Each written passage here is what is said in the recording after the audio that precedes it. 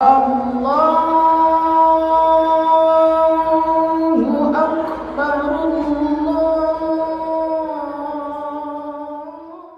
Bismillahirrahmanirrahim. Assalamualaikum warahmatullahi wabarakatuh.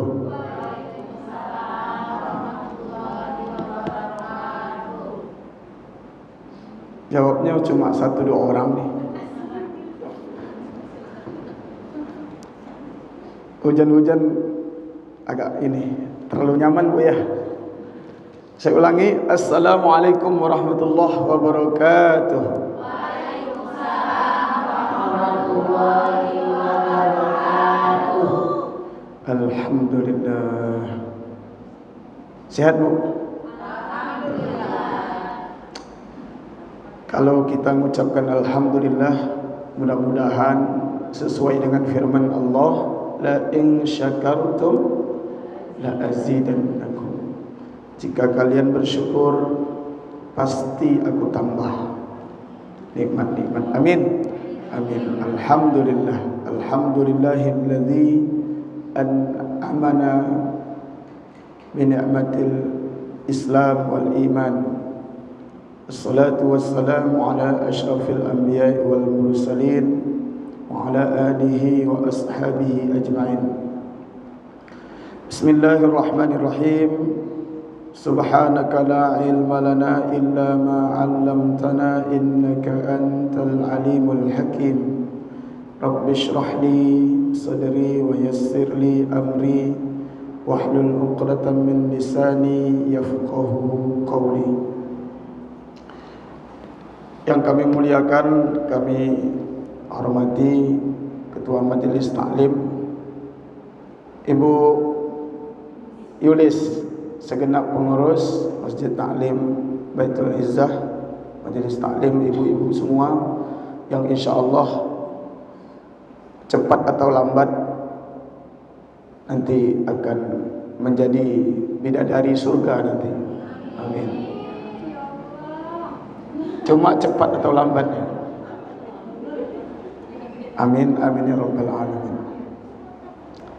Di tengah hujan rintik tapi lumayan lama, tempat ruangan yang adem mudah-mudahan tidak mengurangi semangat kita. Karena kalau ditanya arti berkah, berkah itu diantaranya adalah musim kemarau panjang, tiba-tiba Allah turunkan hujan. Dengan hujan turun itu tumbuh-tumbuhan jadi subur. Itu juga diartikan berkah. Mudah-mudahan hujan turun membawa berkah, membawa rezeki, rahmat. Amin. Amin rabbal alamin. Kedua, kita yuk bersalawat kepada Nabi kita Muhammad Rasulullah sallallahu alaihi wasallam. Allahumma shalli ala sayyidina Muhammad wa ala ali sayyidina Muhammad. Saya pikir ibu terlalu jauh loh dari saya. Jangan sampai jauh di mata, dekat di hati ya. Kalau bisa agak dekat dikit. Maju aja Bu. Nanti siapa yang paling maju di sini nih, paling duluan masuk surganya tuh. Yang belakangan enggak juga, sama-sama duluan.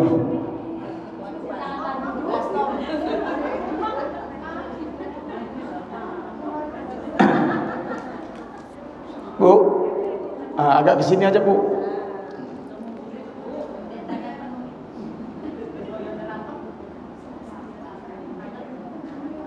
Ibu sekalian, kita hari ini berkesempatan membahas apa temanya?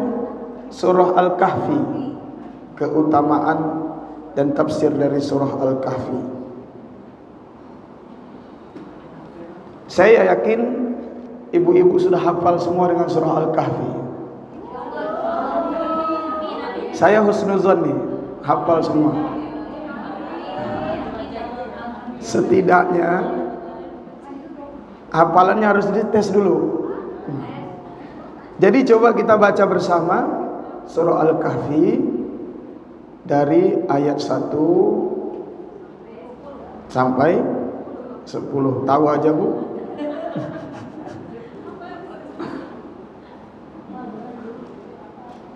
Padahal mau ngomong sampai selesai. Oke, dari ayat 1 sampai 10. Kita baca bersama-sama ya. A'udzu billahi minasy syaithanir rajim. Bismillahirrahmanirrahim.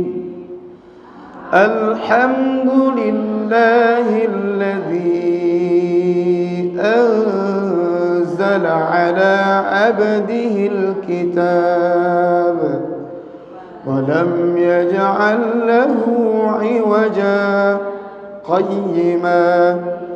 qayyiman liyunzira ba'san shadidan min ladunhu wa yubashshiral mu'minin الذين يعملون الصالحات أن لهم أجرا حسنا ماكثين فيه أبدا وينذر الذين قالوا اتخذ الله ولدا ما لهم به من علم ولا لآبائهم كبرت كلمة تخرج من أفواههم إن يقولون إلا كذبا فلعلك باخع نفسك على آثارهم إن لم يؤمنوا بهذا الحديث أسفا إنا جعلنا ما على الأرض زينة لها لنبلوهم أيهم أحسن عملا وإنا لجاعلون ما عليها صعيدا جرزا أم حسبت أن أصحاب الكهف والرقيم كانوا من آياتنا عجبا إذ أوى الفتية إلى الكهف فقالوا ربنا آتنا من لدنك رحمة وهيئ لنا من أمرنا رشدا صدق الله العظيم. Silakan Bu baca artinya. Ada? Silakan.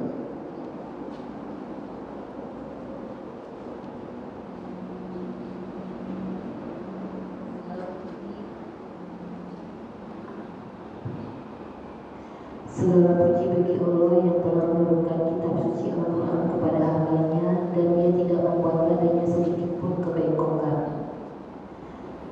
Dia juga menjadikannya kitab yang lurus agar Dia memberi peringatan akan siksa yang sangat pedih dan dari sisinya dan memberi kabar gembira kepada orang-orang mukmin yang mengerjakan kebajikan bahwa mereka akan mendapat balasan yang baik. Mereka kekal di dalamnya untuk selama-lamanya. Dia menurunkan Al-Quran itu juga agar Dia memberi peringatan kepada orang-orang yang berkata Allah mengangkat seorang anak. Mereka sama sekali tidak mempunyai pengetahuan tentang hal itu, begitu pula nenek moyang mereka. Alangkah besar dosa perkataan yang keluar dari mulut mereka. Mereka hanya mengatakan sesuatu kebohongan belaka. Maka boleh jadi engkau Nabi Muhammad akan mencelakakan dirimu karena bersedih hati setelah mereka berpaling sekiranya mereka tidak beriman kepada keterangan ini, yaitu Al-Quran. Sesungguhnya kami telah menjadikan apa yang ada di atas bumi sebagai perhiasan baginya, agar kami menguji mereka siapakah di antaranya yang lebih baik perbuatannya.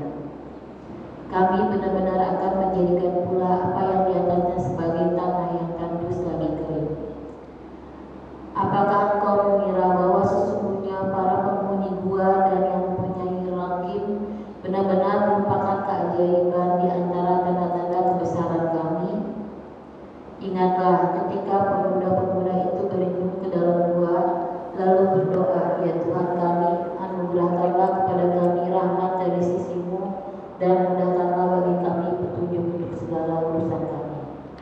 Baik, terima kasih Bu. Alhamdulillah. Kita membahas satu surat yang Masya Allah luar biasa, selalu dibacakan biasanya di hari Jumat. Boleh nggak Bu dibaca di hari yang lain? Boleh. Jadi kalau hari Jumat aja dibaca, keutamaannya untuk hari Jumat. Alhamdulillah tidak hari Jumat aja, ternyata tadi kita baca. Mudah-mudahan bacaan kita ini semuanya diterima oleh Allah Subhanahu wa taala. Karena man qara'a, siapa yang membaca Al-Qur'an walau satu ayat, satu huruf dapat berapa Bu? Man qara'a harfan min kitabillah, siapa yang membaca satu huruf dari Al-Quran maka baginya 10. 10 itu dilipat gandakan bisa sampai 700.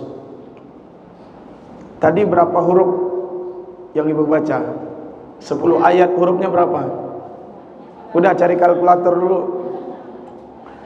Intinya baca Quran itu jangan takut. Setiap kita baca pasti dicatat pahalanya oleh malaikat. Jadi diaudit sama malaikat, ini bacaannya 10 satu hurufnya. Makanya wajar kalau Nabi bilang, aku tidak mengatakan alif lam mim itu harfun, walakin alif harfun, walam harfun, wa mim harfun. Alif lam itu ada tiga huruf.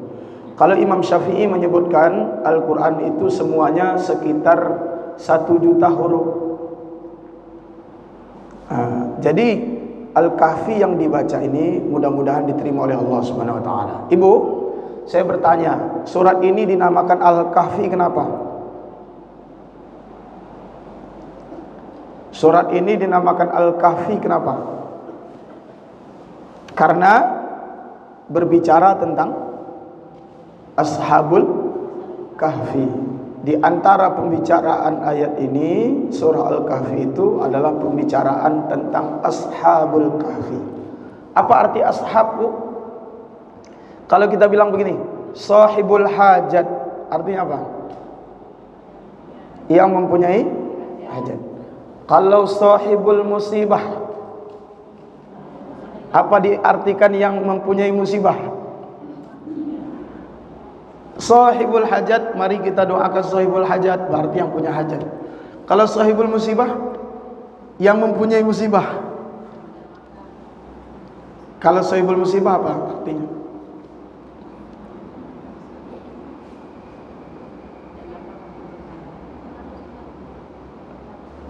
Yang kena musibah.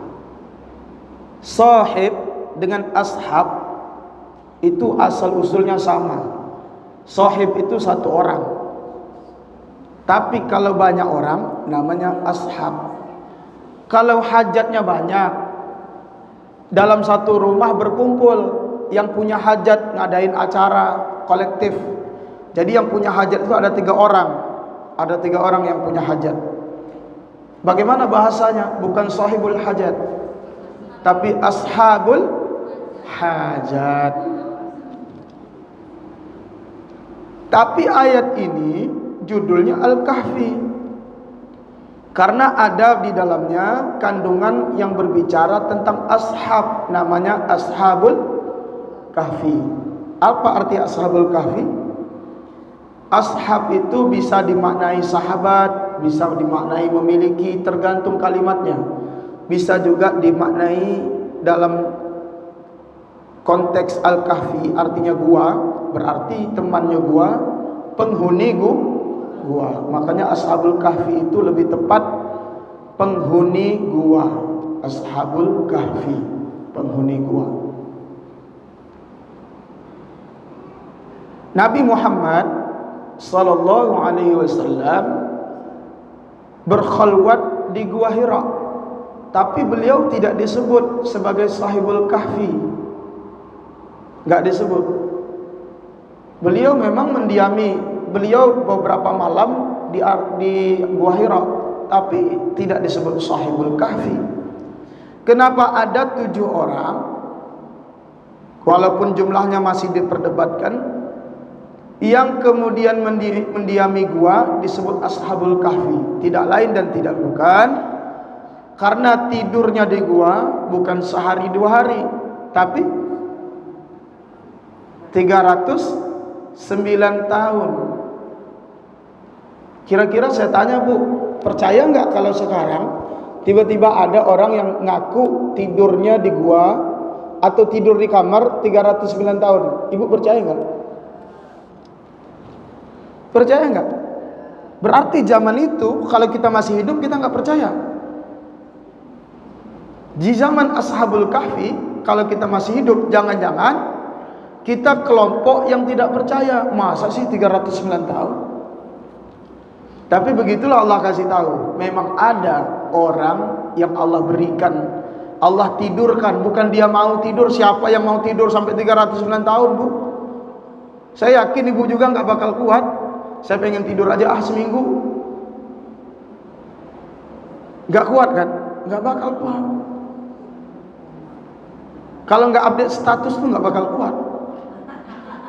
Jadi kalau tidurnya 1 minggu, otomatis statusnya kan nggak ada tuh. Temannya pada bertanya. Untungnya di zaman Ashabul Kahfi itu nggak ada HP, nggak ada WA, ya. Jadi artinya orang-orang nggak pada risau gitu, karena ini peristiwanya masa lalu. Baik, nama surat ini kemudian diabadikan, namanya surah Al-Kahfi. Dimana kalau berbicara di dalamnya memang bukan Ashabul Kahfi aja, tapi berbicara sampai tentang Zulkarnain, sampai bicara tentang pertemuan Nabi Musa dengan Nabi Khidir. Nah, jadi nanti kita bagi-bagi. Surat ini jumlah ayatnya ada berapa, Bu? 110 ayat. Tapi 110 ayat itu tidak turunnya sama, tidak turunnya sekaligus. Dari 110 ayat itu, dari ayat 82 sampai 110 itu turunnya di Madinah atau setelah hijrah Nabi. Saya ulangi, dari ayat 82 sampai 101. Dari ayat 82 sampai 101 di dalam tafsir Ibnu Katsir itu ayatnya turun setelah hijrah. Nah, setelah hijrah itu berarti ya di kawasan Madinah. Dari ayat 82 sampai ayat 101. Berarti berapa ayat tuh, Bu? 82 sampai 101 berarti 3. Berapa ayat? 23 ayat ya? Atau berapa ayat tuh? 82 sampai 101. 19 ayat. 19 ayat turunnya pasca hijrah. 19 ayat turunnya setelah Nabi hijrah.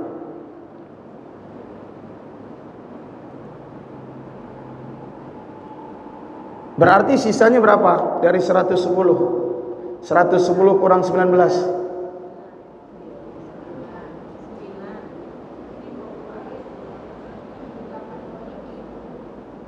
82 sampai 101 kan 19. Berarti 19 tambah 92 ya. 92 ayat turun di Mekah sebelum Nabi hijrah.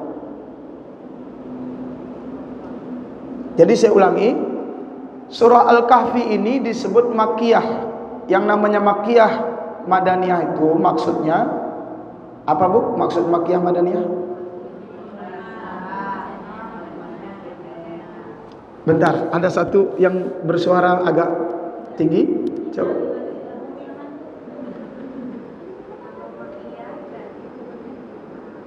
Terus? Baik. Itu sebenarnya udah benar, tapi belum lengkap. Kalau dari Madaniyah Makkiyah itu harus dua pertimbangannya. Satu, tempat, namanya lokus, tempatnya. Makan, dalam bahasa Arabnya makan, tempat. Yang kedua, zamannya, waktunya. Bisa jadi ayat itu turun di Mekah, tapi pasca hijrah itu juga disebut namanya Madaniyah. Saya kasih tahu, bisa jadi ayat itu turunnya di Mekah, tapi setelah hijrah, misalnya peristiwa Nabi Fathu Mekah, ayat al-yauma akmaltu lakum dinakum wa atmamtu alaikum, itu Madaniyah, tapi turunnya di Mekah. Artinya pertimbangannya kemungkinan pertama tempat, kemungkinan kedua adalah waktu. Tapi yang paling menentukan adalah waktu. Makkiyah itu waktunya sebelum hijrah. Madaniyah itu waktunya setelah hijrah. Itu maksudnya. Baru disebut Makkiyah Madaniyah. Kalau turunnya di Madinah tapi sebelum hijrah atau di antara Mekah Madinah, masuk Makkiyah. Jadi Makkiyah Madaniyah itu paling umum sebenarnya dilihat dari waktu. Kalau turunnya sebelum hijrah disebut Makkiyah, turun setelah hijrah disebut Madaniyah. Baru nanti yang lain-lainnya, ciri-ciri ayatnya. Baik. Al-Kahfi disebut Makkiyah karena rata-rata turun setelah hijrah. Kemudian kalau berbicara tentang ayat ini, apa keistimewaan ayat ini, surah Al-Kahfi? Kalau kita baca dapat apa, Bu? Surah Al-Kahfi kalau dibaca dapat apa? Dapat pahala pasti. Semua ayat Quran dibaca dapat pahala. Setelah itu,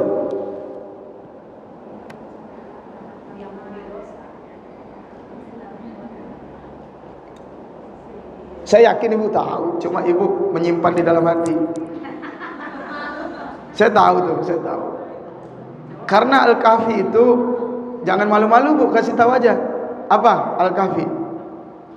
Al-Kahfi itu keutamaannya banyak.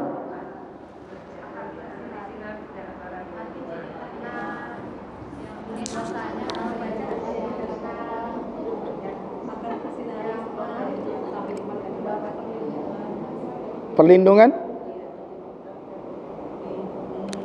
Bagus. Saya benarkan semua jawabannya. Baik ibu-ibu semua, bagus. Paling nyata keistimewaan Al-Kahfi itu sebenarnya dua. Tapi dua itu bla bla bla bla, belum saya sebut. Tapi ada cerita sahabat, kalau mereka bercerita, misalnya sahabat Al-Bara' namanya, ada laki-laki baca surah Al-Kahfi di rumah. Di zaman sahabat itu ada laki-laki, di zaman Rasulullah, seorang laki-laki baca Al-Kahfi di rumah. Tiba-tiba awan langsung gelap, sehingga hewan piaraan seperti unta kabur. Itu awan gelap. Kira-kira apa itu? Baca Al-Kahfi, tiba-tiba awan gelap. Melihat kondisi cuaca gelap begitu, ketakutan yang membaca. Lalu melapor kepada Nabi Muhammad SAW. Lalu Nabi mengatakan, Iqra' fulan, tetap baca Al-Kahfi. Karena awan gelap itu sakinah. Awan gelap itu sebenarnya untuk menaungi pembaca surah Al-Kahfi, namanya sakinah, yang akan memberikan ketenangan jiwa. Maka terus baca Al-Kahfi sampai selesai. Ada enggak kita baca Al-Kahfi awan tiba-tiba gelap?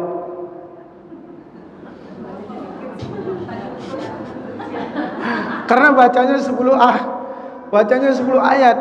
Awannya sebenarnya mau gelap lagi sebenarnya. Kalau ibu baca sampai selesai tadi, jangan-jangan hujan lagi. Masya Allah. Itu hujan atau awan gelap itu sakinah. Sakinah kenapa? Tanazzalat indal Quran. Jadi ketika Quran turun, jadi rahmat Allah turun bersama awan itu, awan yang gelap. Itu namanya sakinah. Nah, ini tentu tidak terjadi buat semua kita ya. Orang-orang tertentu ya, sahabat Nabi. Saya pun baca Al-Kahfi sampai selesai nggak gelap-gelap juga kecuali malam. Kalau memang malam saya baca Al-Kahfi memang gelap. Bahkan belum dibaca udah gelap. Jadi jujur aja ya, mungkin itu keistimewaan saya membaca surah Al-Kahfi. Jadi malamnya udah gelap. Ibu-ibu semua, ini jangan diambil contoh ini untuk sahabat.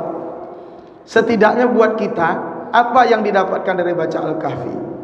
Al-Kahfi itu kalau baca 10 ayat, yang tadi 10 ayat nih. Nah, kata Nabi, man hafidha 10 ayat min awwali surati Al-Kahfi, siapa yang hafal 10 ayat pertama surah Al-Kahfi, nah, ini hadis yang sahih. Siapa yang hafal atau membaca terus menerus 10 ayat pertama dari surah Al-Kahfi, maka usima minad dajjal, dijaga, dilindungi dari fitnah dajjal. Nah, ini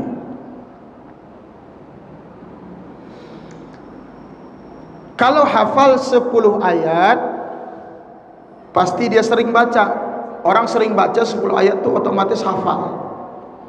Jadi kalau dibaca terus nanti usima minad dajjal. Jadi dapat ismah namanya. Ismah itu benteng.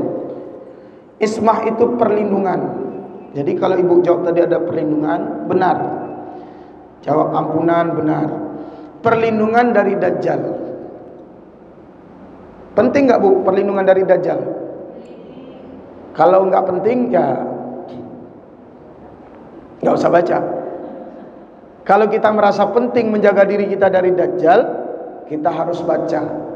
Karena dajjal itu semua kota-kota dimasuki. Yang tidak dimasuki cuma Mekah dan Madinah. Makanya nanti peristiwa sebelum dajjal datang, Mekah itu dikasih gempa sama Allah. Dikasih gempa, di mana orang-orang di Mekah bilang begini, Mekah aja udah nggak aman. Akhirnya penduduk Mekah yang datang ke Mekah banyak kabur. Allah ingin membersihkan Mekah dari orang-orang munafik. Nanti dibersihkan tuh, orang-orang munafik semuanya keluar dari Mekah.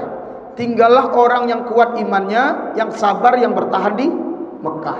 Maka disitulah nanti sisanya orang beriman di situ, dajjal nggak bisa masuk. Karena kondisinya Mekah dan Madinah dijaga.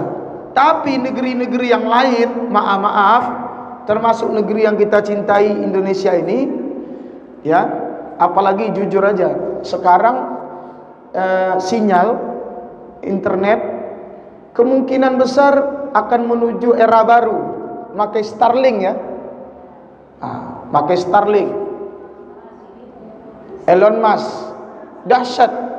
Jangan-jangan kalau udah nanti rata-rata pakai Starlink, di setiap kampung-kampung itu nggak ada yang nggak terdeteksi, tahu semua. Jadi dajjal kalau mau datang ke Indonesia udah paham, ngelihat potensi ini tanahnya banyak, ini emasnya, batu baranya, dilihat sama dajjal, datang tuh ke setiap kita.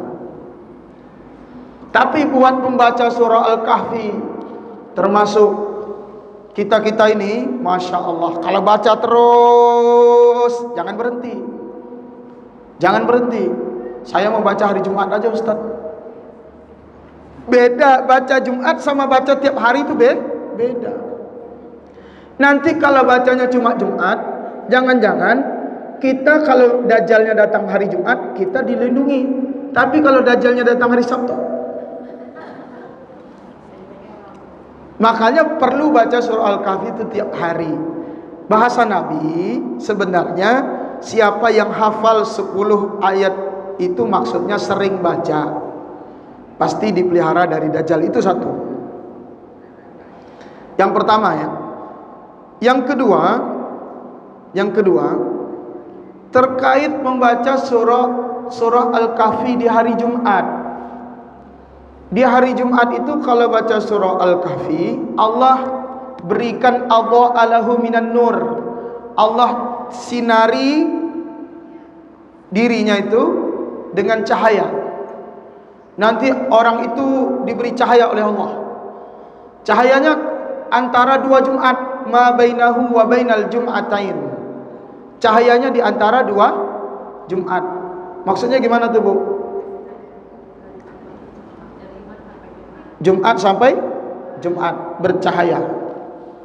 Maka nanti kalau kita banyak cahayanya, itu tanda-tanda sering baca Al-Kahfi di hari Jumat. Glowing maksudnya. Tapi kalau ternyata tetap belum glowing, belum bercahaya, padahal sudah baca surah Al-Kahfi di hari Jumat, pastikan jangan berputus asa. Jangan menyerah, kata Demasif. Jangan menyerah, jangan menyerah. Itu maksudnya cahaya di akhirat. Allah akan kasih cahaya. Cahaya itu bisa jadi maksudnya dijaga sama Allah di antara dua Jumat, dijaga dari dosa, dijaga dari maksiat. Karena maksud nur, cahaya itu, hidayah itu juga nur, petunjuk Allah itu juga cahaya. Jadi kalau di antara dua Jumat itu ada cahaya, bisa jadi kita dijaga oleh Allah siang malamnya. Oleh karenanya keutamaan membaca hari Jumat, adha'alahu minan nur, dikasih cahaya di antara dua Jumat. Tapi baca terus menerus 10 ayat pertama atau 10 ayat terakhir dijadikan penjaga, di mana dia nanti dijauhi dari fitnah Dajjal. Kita ini, Bu, berat. Iblis itu kelihatan nggak, Bu? Nggak kelihatan, ngegodain kita. Tapi nanti di akhir zaman, sebentar lagi, Dajjal itu manusia, tapi mengalahkan iblis. Manusia mengalahkan iblis. Gimana tidak mengalahkan iblis? Yang kemarau bisa diturunin hujan, yang mati bisa dihidupkan lagi, yang sakit udah menaun bisa disembuhkan. Gimana Dajjal itu nggak punya pengikut yang banyak? Dajjal itu juga mukanya good looking, muka-muka orang baik. Dajjal itu, kalau kita baca ensiklopedi akhir zaman Syekh Mubayyad, kita baca banyak temukan maksur riwayat-riwayat. Dajjal itu kan matanya berapa? Matanya 2, cuma satunya rusak, jadi buta. Makanya Dajjal itu kemudian disebut sebelah matanya buta, a'war. Mata asal usulnya 2. Kalau tiba-tiba mata satu dari lahir, kita bakal tahu, itu Dajjal tuh. Enak, kita tinggal jauh aja dari Dajjal. Setiap yang bermata satu kita jauhi, benar gak? Tapi bagaimana kalau mata satunya itu belakangan?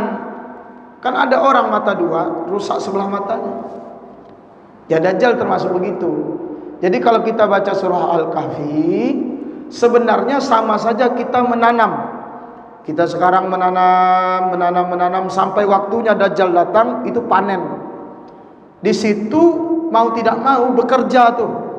Yang hasil yang kita baca tadi, Allah akan catat, Allah akan abadikan, dan Allah ingat ini hamba-hamba pembaca surah Al-Kahfi akan diselamatkan. Amin. Amin. Baik, itu 2 paling nyata keutamaan surah Al-Kahfi.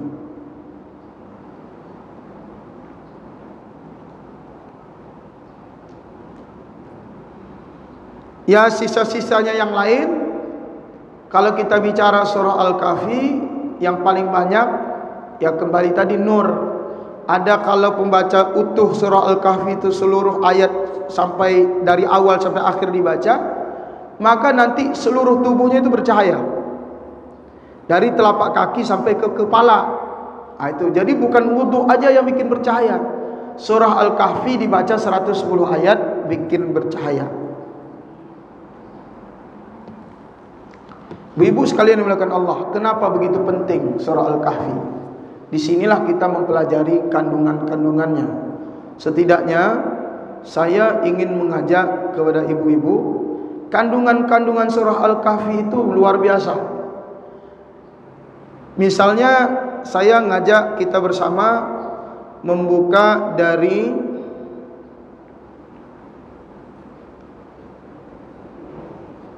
ayat 9. Dari ayat 9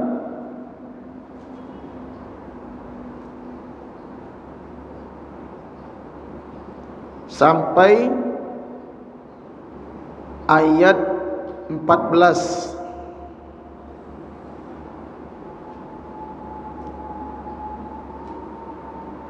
Silakan baca Bu. Artinya dari ayat 9 sampai ayat 14.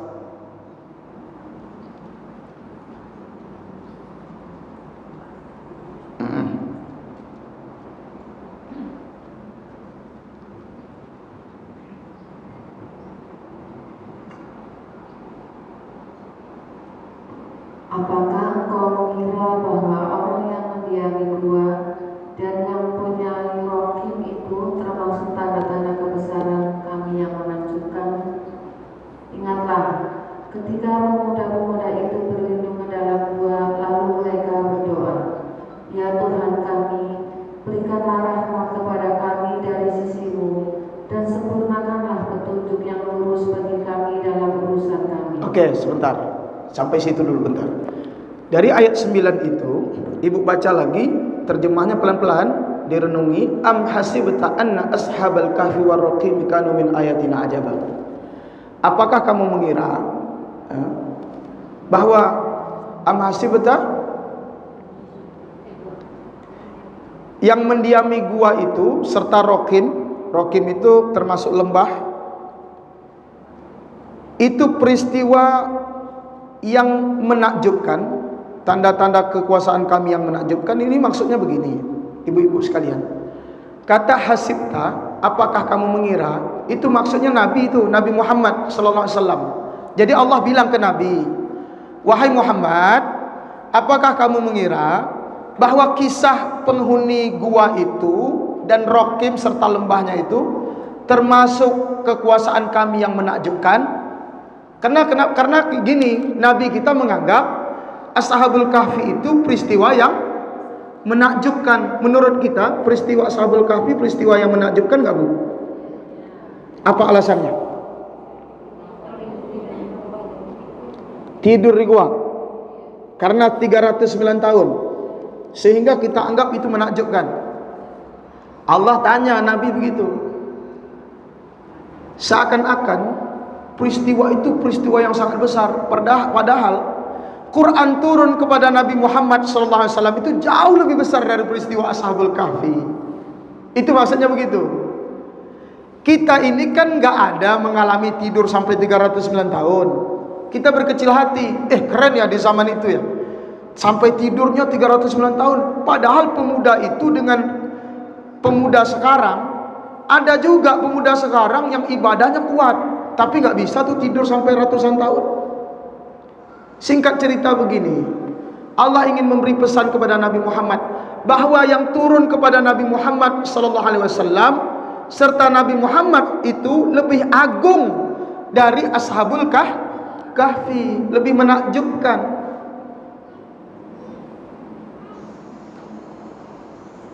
Lebih menakjubkan. Nabi itu memang tidak tidur di gua 309 tahun. Tapi Nabi itu Allah berikan kepada Nabi wahyu yang sepanjang tahun. Namanya Al-Quran, sepanjang tahun. Kira-kira udah berapa tahun Al-Quran? Al-Quran sampai sekarang udah berapa tahun Bu? Udah 1400 tahun. Ada yang bilang udah banyak tahunnya Ustaz. Iya, setuju pokoknya. Udah 1400 tahun. Lebih lama mana sama Ashabul Kahfi? Lebih lama Al-Quran.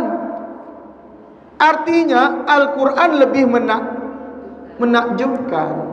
Berarti Ashabul Kahfi itu tanda kekuasaan Allah. Tapi ada lagi yang lebih menakjubkan. Ketika awal surah Al-Kahfi bunyinya, Alhamdulillahilladzi anzala ala abdihil kitab segala puji bagi Allah yang menurunkan kepada hambanya Al-Quran, yang menurunkan Al-Quran kepada hambanya Muhammad. Itu lebih menakjubkan. Sampai sekarang Al-Quran sama persis, tidak ada perbedaan sedikit pun bacanya. Itu tanda kekuasaan Allah. Maksudnya, kalau ada peristiwa penghuni gua itu luar biasa, maka katakan Al-Quran jauh luar biasa. Begitu sikap kita begitu. Kalau kita mengagungkan cerita-cerita masa lalu, hey, ingat, yang ada di depanmu itu jauh lebih agung, maka jangan tinggalkan. Kan peristiwa Ashabul Kahfi itu diperkirakan tahun 200-an Masehi, Bu. Tidak ditemukan tahun persisnya, tapi paling kuat prediksi 200 Masehi setelah wafatnya Isa Al-Masih. Atau Al-Masih bin Maryam, Isa, putra Maryam, Nabi Isa. 200 Masehi itu berarti jaraknya dengan Nabi sallallahu alaihi wasallam sekitar 370 Masehi. 370 tahun. Berarti hampir 400 tahun jaraknya dengan Nabi, kisah Ashabul Kahfi itu. Jadi kisah Ashabul Kahfi itu bukan zaman Nabi Ibrahim, bukan. Tapi kisah Ashabul Kahfi itu di masa setelah Nabi Isa. Karena rajanya kalau dibaca sejarah, Raja Dicyanus, daerah Efesus itu Romawi, masa-masa Romawi itu, di mana Yunani yang berkuasa, Bizantium ibu kotanya, yang Romawi Timur yang menguasai Palestina waktu itu. Maka jaraknya dengan Nabi Muhammad sekitar 400-an tahun lah cerita itu. Di mana ada 7 pemuda, singkatnya Raja Dicyanus ini kan penyembah berhala, ingin karyawan-karyawannya, anak-anak buahnya ini ngikut polanya dia.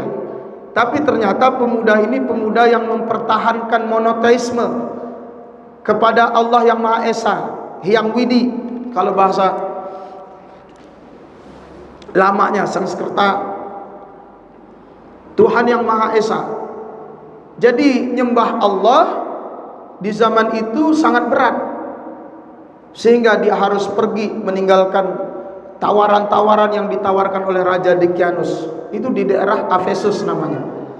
Nah, kalau kita perhatikan peristiwa ini memang mengagumkan luar biasa, tapi Quran turun pada Nabi Muhammad jauh lebih mengagumkan. Baik, kemudian di ayat 10 itu kita perhatikan.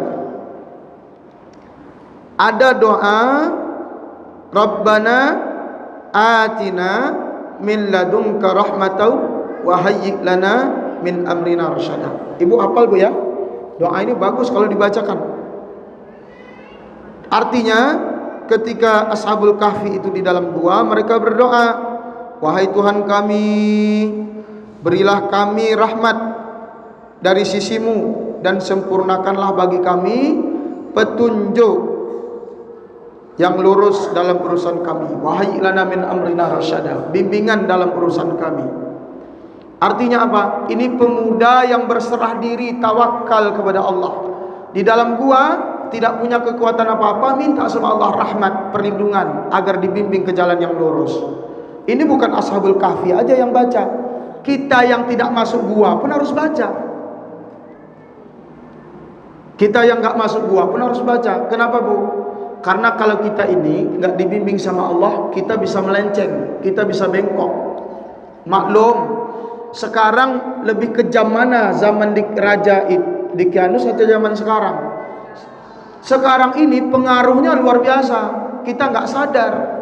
Anak kita, maaf, anak kita kalau disuruh ngaji sama ngegame, lebih senang ngegame. Tanpa sadar itu menjauhkan anak kita dari Allah. Itu kan sama tuh. Dulu Ashabul Kahfi masuk ke gua untuk menjaga iman. Sekarang orang meninggalkan yang namanya pengaruh dunia itu paling sulit. Maka butuh doa. Rabbana atina min ladunka rahmatan wa hayyi' lana min amrina rasyada. Kita minta sama Allah, ya Allah beri kami rahmat dan bimbing kami agar kami berada di jalan yang lurus. Sebagaimana surah Al-Fatihah kita baca, ihdinas siratal mustaqim. Itu. Baik, lanjut di ayat 11. Maka kami tutup telinga mereka di dalam gua itu selama beberapa tahun. Kemudian kami bangunkan mereka agar kami mengetahui manakah di antara kedua golongan itu yang lebih tepat dalam menghitung berapa lamanya mereka tinggal dalam gua itu. Baik, itu ayat sedikit saja saya baca jelaskan. Ini pada dasarnya bukan keinginan mereka. Mereka hanya istirahat, berlindung, tapi Allah yang menutupkan pendengaran mereka. Jadi kalau namanya orang tidur, kan yang mengganggu salah satu itu adalah suara berisik. Nah ini Allah tutup telinga mereka.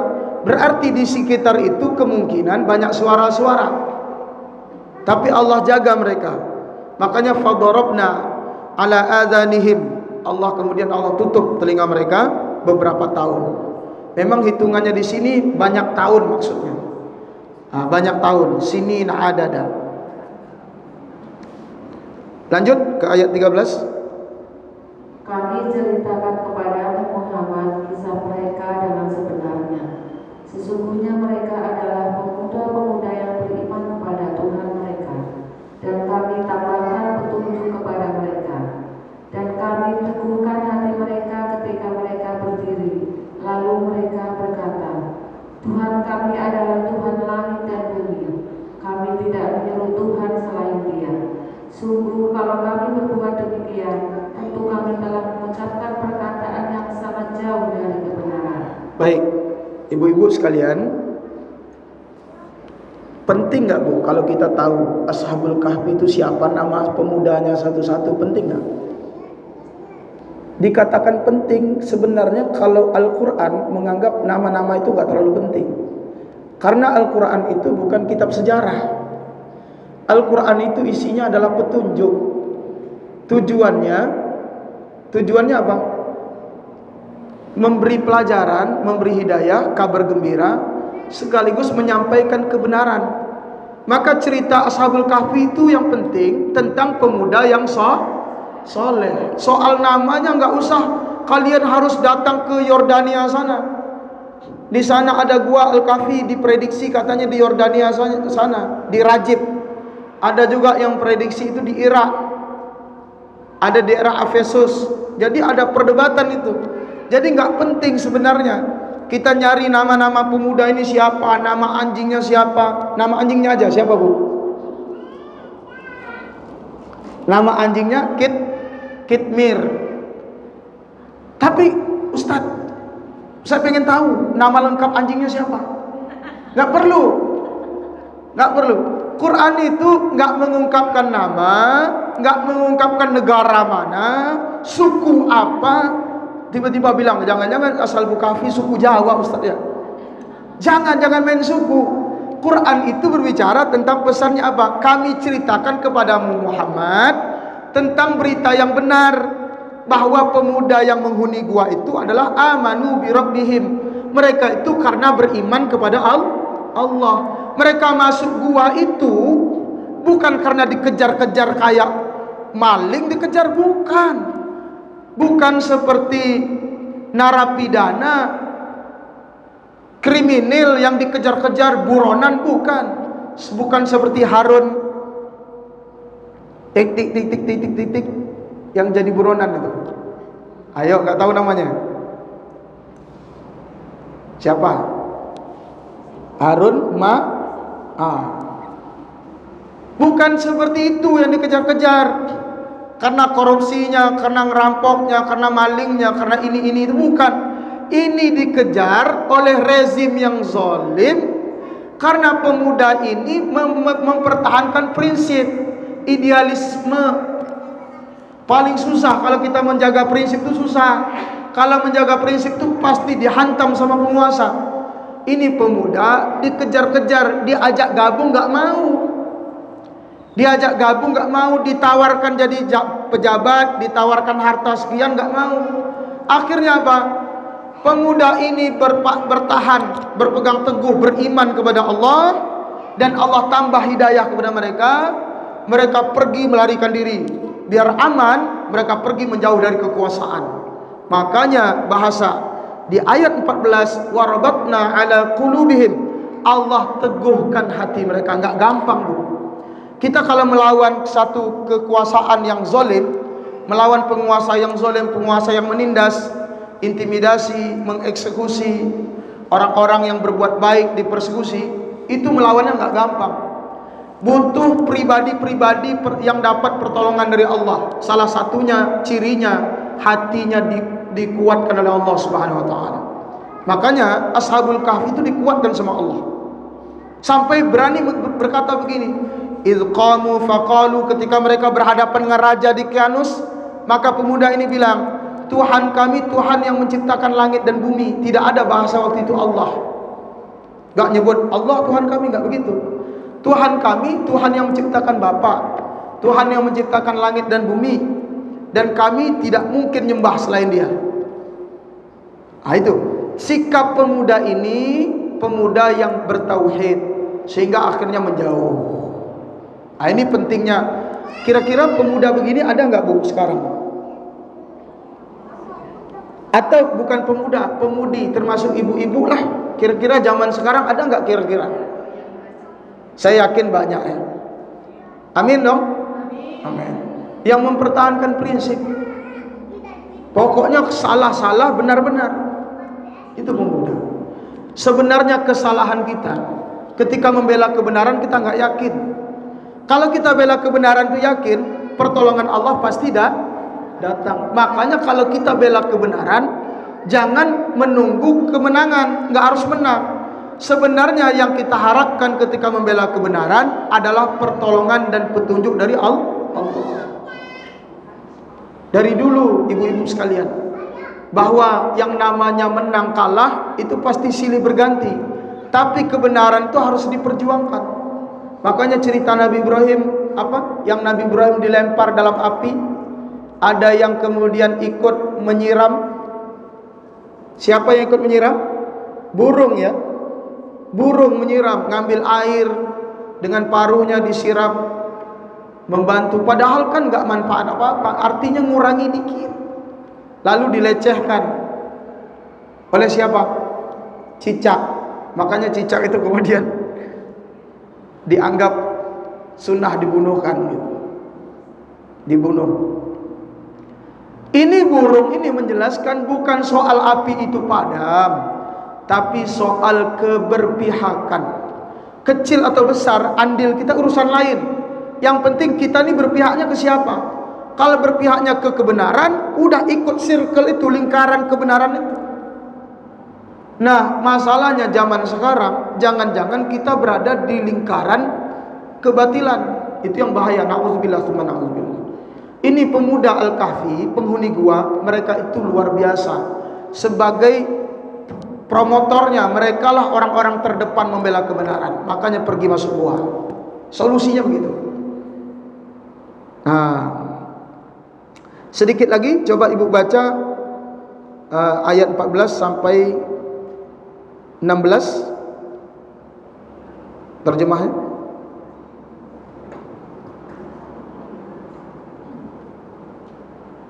Sekarang 15. Oh ya, 15. Mereka itu kaum kami yang telah menjadikan Tuhan-Tuhan untuk disembah selain Dia. Mengapa mereka tidak mengemukakan alasan yang jelas tentang kepercayaan mereka? Maka siapakah yang lebih zalim daripada yang mengada-adakan kebohongan terhadap Allah? Dan apabila kamu meninggalkan mereka dan apa yang mereka sembah selain Allah, maka carilah tempat berlindung ke dalam gua itu. Niscaya Tuhanmu akan melimpahkan sebagai rahmat-Nya kepadamu dan menjadikan sesuatu yang berguna bagimu dalam urusanmu. Dan engkau akan melihat matahari ketika terbit, condong dari gua mereka ke sebelah kanan, dan apabila matahari itu terbenam, menjauhi mereka ke sebelah kiri, sedang mereka berada dalam tempat yang luas di dalam gua itu. Itulah sebagian dari tanda-tanda kebesaran Allah. Barang siapa diberi petunjuk oleh Allah, maka dialah yang mendapat petunjuk. Dan barang siapa disesatkannya, maka engkau tidak akan mendapatkan seorang penolong yang dapat memberi petunjuk kepadanya. Baik, ibu-ibu sekalian, ayat itu sebenarnya memberi penjelasan kepada kita bahwa sebenarnya zaman itu Islam nggak ada ya. Maksudnya belum disebut syariat Nabi Muhammad, tapi masih syariat Nabi Isa. Cuma Nabi Isa kan sudah wafat. Nabi Isa sudah wafat. Jadi masa kesenjangan sebenarnya, masa kesenjangan. Sehingga Yunani itu pada dasarnya di sana itu ada agama nyembah berhala, ada kemudian Nasrani, di mana Nasrani itu nyembah Allah. Nyembah Allah. Maka kita perhatikan, nyembah Allah itu sesungguhnya asal semua agama itu sama, nyembah Allah. Nasrani pun begitu. Mereka baru melenceng aja kemudian. Nah, nyembah Allah itu tidak kemudian namanya Allah, tapi Tuhan. Mereka masalahnya Allah katakan, ini Raja Dekianus serta kaumnya, mereka ini nyembah apa? Mereka tidak menjelaskan mereka ini nyembah apa, tapi yang jelas kalau sejarah mereka itu punya patung-patung. Mereka punya patung-patung. Makanya Nabi Muhammad SAW, Arab jahiliyah sebelum Nabi kita lahir, orang Arab jahiliyah itu nyembah apa, Bu? Nyembah berhala. Berhala itu dapatnya dari mana? Berhala itu dapatnya dari Syam. Syam itu masuk wilayahnya Damaskus, Suriah, Palestina sana termasuk Syam. Kemudian peradaban memang pusatnya negara adidaya itu ya daerah Bizantium juga. Jadi tidak lepas dari pengaruh Bizantium juga, berhala-berhala dari sana, masa-masa Dekianus tadi. Makanya kalau yang membawa berhala Arab jahiliyah ke Mekah itu, kalau nggak salah namanya Amr bin Lu'ay. Dialah yang membawa berhala. Dia lihat kok orang Damaskus nyembah berhala, berhalanya bagus ya, patungnya bagus. Jadi dijadikan itu bisnis, dibawa ke Mekah. Jadi jangan salah, orang Arab jahiliyah dulu asal muasalnya nggak nyembah berhala, tetap nyembahnya Allah. Tapi berhala itu budaya baru sekaligus jadi bisnis. Nah, ketika berhala itu dibeli dari jauh, dibawa ke Mekah, orang-orang kita kan maaf, namanya manusia itu suka penasaran. Ini kok bagus, pahatannya bagus, dijadikan bisnis, komersil jadinya. Jadi siapa yang punya patung bagus, tanda orang kaya. Makanya banyak yang pengen jadi pemahat-pemahat, dan akhirnya sampai patung di sekitar Ka'bah jumlahnya 360 patung. Anak-anak kedatangan Nabi mengembalikan ajaran monoteis, nyembah Allah yang Maha Esa tanpa perantara patung, seperti Ashabul Kahfi tadi. Makanya kalau kita berbicara tentang Ashabul Kahfi itu, sebenarnya Ashabul Kahfi 309 tahun, tapi dampaknya apa, Bu? Ashabul Kahfi bukan nabi. Ashabul Kahfi itu bukan nabi, sehingga dampaknya tidak terlalu kelihatan. Apa dampak Ashabul Kahfi? 309 tahun, apakah tiba-tiba kondisinya di sana berubah total? Kalaupun berubah total, bukan Ashabul Kahfi yang berdakwah. Beda dengan Nabi Muhammad SAW. Nabi kita tidak tidur sampai ratusan tahun, tapi Nabi kita berdakwah, berhala-berhala itu jadi hilang. Kemudian Islam datang menyinari Mekah dan sekitarnya. Nah, inilah kebesaran Al-Quran dan keistimewaan baginda Nabi Muhammad SAW. Baik, kita sudah berbicara karena waktu terbatas. Pada bagian pertama kita berbicara tentang Ashabul Kahfi. Kalau ibu mau lanjutkan nanti bisa baca sendiri di rumah. Itu tentang anjingnya, tentang jumlah orangnya, tahunnya itu ada. Sekarang saya ingin mengajak, selain berbicara tentang Ashabul Kahfi, surah Al-Kahfi juga berbicara tentang peristiwa-peristiwa yang lain. Misalnya ibu mulai dari ayat 60. Dari ayat 60.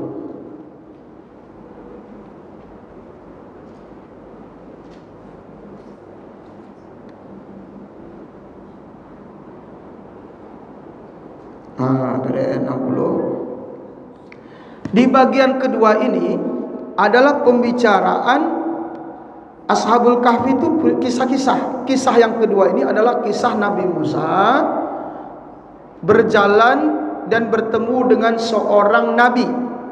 Nanti kita bakal tahu siapa nabinya, seperti apa peristiwanya, dan kita akan tangkap hikmahnya. Apa pesannya? Di bagian kedua ini, kisah Nabi Musa ketemu Nabi Khidir, pesannya tidak boleh sombong. Karena Nabi Musa merasa dia orang yang paling alim, yang paling berilmu. Karena merasa yang paling berilmu, Nabi Musa pernah berkhutbah. Menurut kalian, siapakah yang paling alim, yang paling pintar? Jadi diam tuh, jemaah diam. Tapi Nabi Musa bilang, saya yang paling pintar. Allah tegur Nabi Musa, di atas langit masih ada langit. Bahwa ilmu itu bertingkat-tingkat, diajarkan. Selain nggak boleh sombong, Nabi Musa itu nabi yang kurang sabar. Nabi yang tadinya kurang sabar. Nabi Musa itu nabi di antara nabi-nabi, nabi yang berani to the point itu Nabi Musa. Nabi yang berani to the point. Misalnya bilang gini sama Allah, ya Allah, anzur ilaik, saya ingin melihat engkau. Kata Allah, lan tarani, kamu gak akan bisa melihat aku. Tapi aku pengen lihat engkau ya Allah. Coba, Nabi Ibrahim beda. Kalau Nabi Ibrahim dengan Allah gak begitu. Nabi Ibrahim itu bilang begini, Rabbi wa idh qala Ibrahim Rabbi arini kaifa tuhyil mauta. Ibrahim berkata kepada Tuhan, kepada Allah, arini kaifa tuhyil mauta. Wahai Allah, tolong dong perlihatkan kepada aku bagaimana caranya engkau menghidupkan yang mati. Lalu kata Allah bilang begini, qala awalam tu'min, kamu enggak percaya Nabi Ibrahim? Kamu enggak percaya ya Ibrahim? Kata Ibrahim bilang, bukan enggak percaya, walakin liyatma'inna qalbi, supaya hati saya mantap. Itu ada juz 3 kalau mau buka.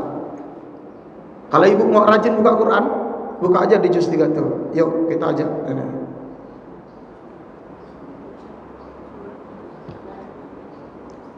Yuk surah Ali Imran ayat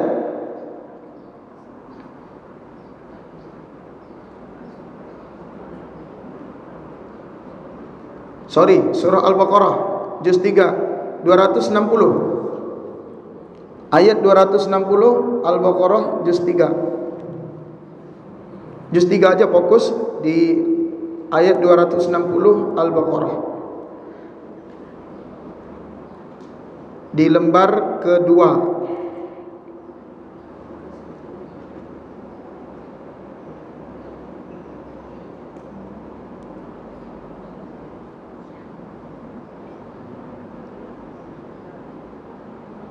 Silakan baca terjemahnya, Bu. Dan ingatlah ketika Ibrahim berkata, ya Tuhanku, perlihatkanlah kepadaku bagaimana engkau menghidupkan orang mati. Allah berfirman, belum percayakah engkau? Dia Ibrahim menjawab, aku percaya, tetapi agar hatiku tenang. Dia Allah berfirman, kalau begitu ambillah 4 ekor burung, lalu cincanglah olehmu, kemudian letakkan di atas masing-masing bukit satu bagian. Kemudian panggillah mereka, niscaya mereka datang kepadamu dengan segera. Ketahuilah bahwa Allah Maha Perkasa, Maha Bijaksana. Oke. Itu sikap Nabi Ibrahim. Nabi Ibrahim dengan Allah ngomongnya, tolong dong perlihatkan kepadaku. Allah perlihatkan. Dicincang-cincang tuh burung, taruh di gunung-gunung situ. Kemudian dipanggil, nyatu lagi. Itu Nabi Ibrahim. Nggak langsung ingin melihat Allah. Beda dengan Nabi Musa. Nabi Musa pengen langsung melihat Allah. Nah, Nabi Musa ini to the point orangnya. To the point, terus agak ngeyel dikit. Nah, kalau nanti kita lihat tuh bagaimana Allah ajarkan kepada Musa. Buka surah Al-A'raf, surah ke-7. Surah ke-7 ayat 143.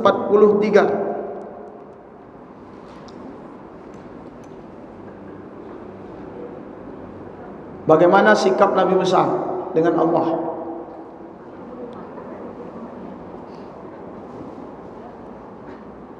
Surah ke-7 ayat 143 Al-A'raf. Silakan. Dan ketika Musa datang untuk munajat pada waktu yang telah kami tentukan, dan Tuhan telah berfirman langsung kepadanya, Musa berkata, "Ya Tuhanku, tampakkanlah dirimu kepadaku agar aku dapat melihat Engkau." Allah berfirman, "Engkau tidak akan sanggup melihatku, namun lihatlah ke gunung itu. Jika ia tetap di tempatnya sebagai sedia kala, niscaya engkau dapat melihatku." Maka ketika Tuhannya menampakkan keagungannya kepada gunung itu hancur luluh dan Musa pun jatuh pingsan. Setelah Musa sadar, dia berkata, "Maha suci Engkau, aku bertobat kepada Engkau, dan aku adalah orang yang pertama-tama beriman." Baik. Pertama-tama beriman. Nah, Nabi Musa itu begitu, Bu, to the point. Jadi kalau ada yang suka to the point, sama mengikut Nabi Musa. Itu Nabi Musa to the point begitu. Nabi Musa itu kalau ketemu di Bukit Tursina sama, sendalnya bawa, padahal itu lembah suci. Sampai Allah bilang, "Fakhlaq na'laik," kamu tanggal sendalmu. Fakhlaq na'laik, kamu itu bil wadil muqaddas itu, berada di lembah yang suci. Singkat cerita, Nabi Musa ini kapan sibuk hidupnya? Nabi Musa itu kalau ditanya tahunnya, Nabi Ibrahim itu tahun sekitar 2000 sebelum Masehi, tepatnya 1997 sebelum Masehi. Itu 2000 tahun. Jaraknya kita dengan Nabi Ibrahim itu sekitar 3900-an tahun. Jarak kita dengan Nabi Ibrahim sekitar 3900 tahun. Jauh nggak tuh? Jauh. Kita dengan Nabi Muhammad 1400 tahun, dengan Nabi Ibrahim 3900 tahun. Nabi Musa itu setelah Nabi Ibrahim. Kalau Nabi Ibrahim itu 2000 tahun sebelum Masehi, maka Nabi Musa itu sekitar 1200-an tahun sebelum Masehi. Berarti kalau tahun sebelum Masehi itu before Christ itu kan dia mundur, tahunnya makin kecil. Berarti 2000 ke 1300 atau 1200 berapa? Sekitar ada 800 tahun. 800 tahun jaraknya Nabi Musa dengan Nabi Ibrahim. Ya wajar. Karena saya nggak mau cerita sejarah, terlalu panjang nanti. Walaupun tahu sebenarnya Nabi Musa itu sekitar 1200-an tahun sebelum Masehi. Berarti jaraknya dengan Nabi Muhammad berapa tahun? Dengan Nabi Muhammad jaraknya sekitar 1700 tahun.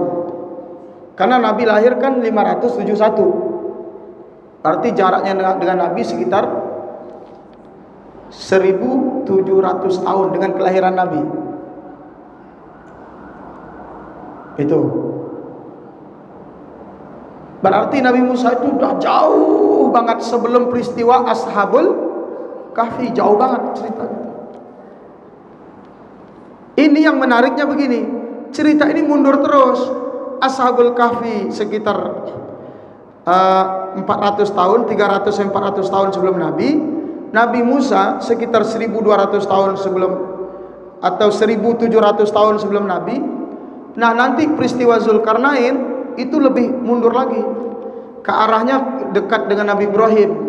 Walaupun itu sejarah yang diperdebatkan, Nanti Zulkarnain ada yang pendapatnya Alexander Agung, kemudian ada sebagai Kiros Agung, raja Persia di zaman Nabi Ibrahim menggantikan Namrud, ada. Jadi dari zaman Nabi Ibrahim kalau Zulkarnain itu pendapat kita. Tapi kalau peristiwa Nabi Musa, nah ini peristiwa Nabi Musa berarti dengan Nabi jaraknya sekitar 1700 tahun yang lalu. Dengan kita jaraknya berapa? Kita ke Nabi 1400 tahun. Berarti ke Nabi Musa tambah 1700. 1400 tambah 1700 berapa, Bu? 3100. Berarti betul 3100 tahun yang lalu kita membahas 3100 tahun yang lalu. Keren. Mana ada kita nyeritain buyut kita aja nggak bisa. Coba ceritain mbah kita. Kita keturunan siapa? Jangan-jangan keturunan Arab. Arab cemas. Iya kan? Arab cemas, Arab maklum. Kita aja nggak bisa tuh nyeritain tentang buyut kita. 7 keturunan nggak bisa. Ini 3100 tahun yang lalu kita bisa nyeritain. Kenapa? Karena ada mukjizat yang namanya Al-Quran. Masya Allah, dahsyat. Jadi apa yang ibu baca dari ayat 60 tadi, kita kembali ke Al-Kahfi ayat 60. Coba baca ulang ayat 60.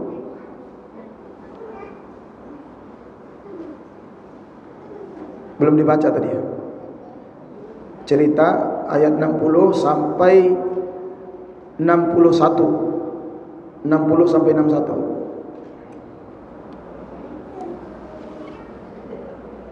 Dan ingatlah ketika Musa berkata kepada pembantunya, "Aku tidak akan berhenti berjalan sebelum sampai ke pertemuan dua laut, dan aku akan berjalan terus sampai bertahun-tahun." Maka ketika mereka sampai ke pertemuan dua laut itu, mereka lupa ikannya, lalu ikan itu melompat mengambil jalannya ke laut itu. Baik, ini hebat nih, cerita ajaib juga nih, cerita ajaib. Ashabul Kahfi ajaib, ini ajaib juga. Di mana Nabi Musa berjalan dengan muridnya. Kalau dibuka tafsir pada jumhur ulama tafsir mengatakan muridnya ini namanya Nabi juga, namanya Yusha bin Nun. Yusha bin Nun. Kalau bahasa non muslimnya, Kristennya, Joshua. Joshua itu Nabi yang ikannya diobok-obok itu. Penyanyi kan, bukan Nabi. Tapi nama Joshua itu aslinya itu nama Nabi. Di Islam namanya Yusha bin Nun. Kalau di sana bahasa lamanya Joshua. Itu nanti yang mengantarkan kaum Israel, Bani Israel masuk ke Palestina zaman itu. Jadi ini muridnya Nabi Musa adalah Yusha bin Nun. Kalau Harun adalah abangnya Nabi Musa. Ini muridnya.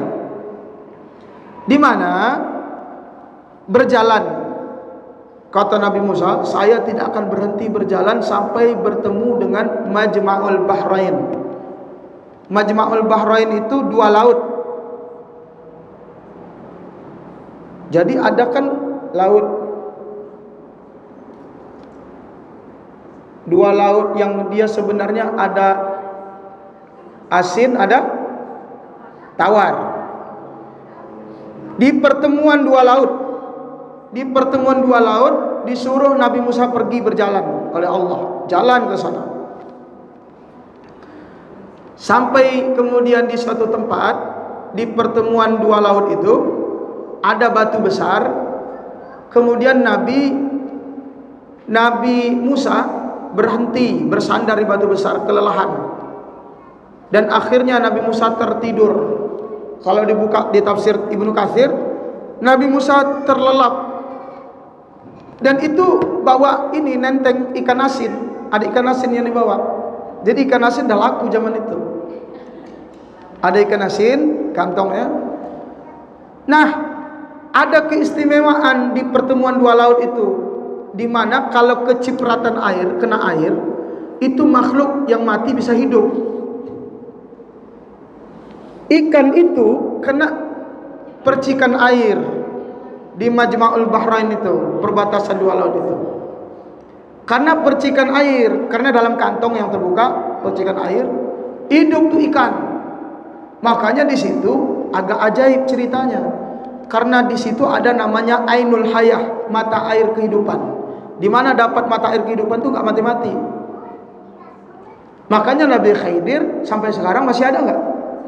Masih ada. Kepercayaan Ahlus Sunnah wal Jamaah, keyakinan kita sebagai Ahlus Sunnah wal Jamaah, para ulama menyebut Nabi Khidir itu sampai sekarang masih ada. Kenapa? Karena Nabi Khidir itu dapat Ainul Hayah, sumber mata air kehidupan. Makanya ibu kalau pengen hidup selamanya, datang ke sana, cari aja sumber air kehidupan, mata air kehidupan, Majma'ul Bahrain. Ini agak ajaib memang. Kalau cerita Ashabul Kahfi memang agak mengagumkan gitu. Singkat cerita begini, tertidur, ikan itu hidup lagi, kemudian ikan itu kabur. Ikan itu melompat ke laut. Dan Yusha bin Nun tahu kalau ikan itu nggak ada di kantongnya, cuma nggak sempat bercerita. Kenapa? Karena ayat berikutnya belum kita baca. Kita baca dulu ayat berikutnya. Baca ayat 62 sampai ayat.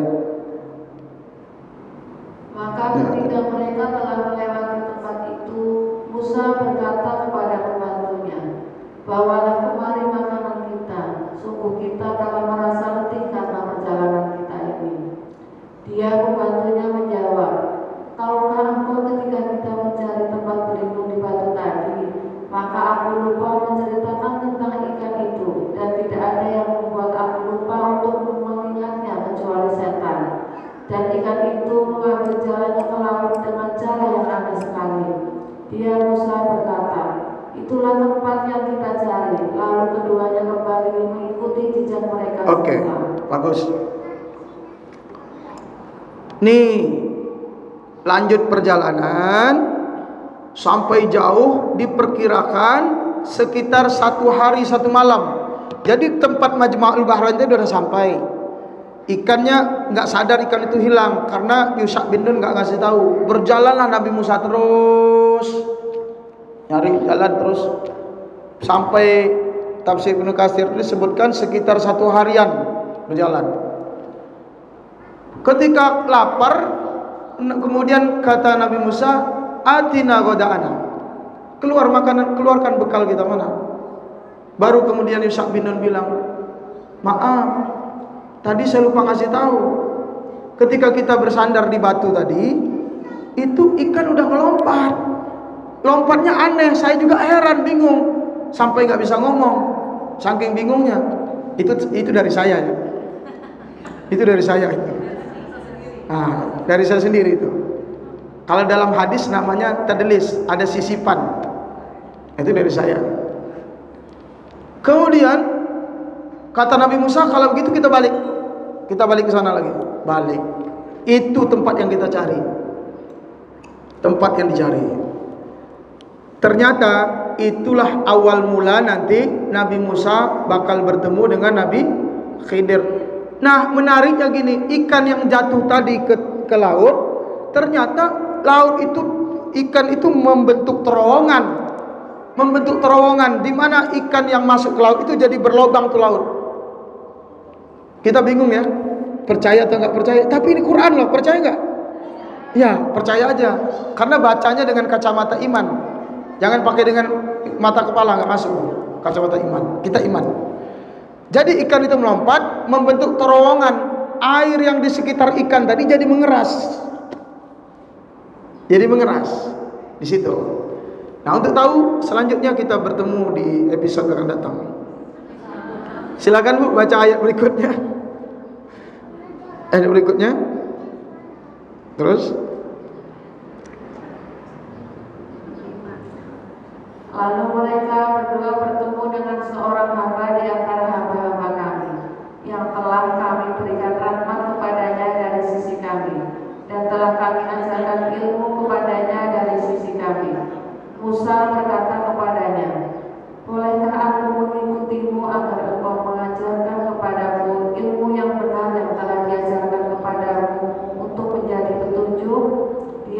menjawab, sungguh kau tidak akan sanggup sabar bersamaku.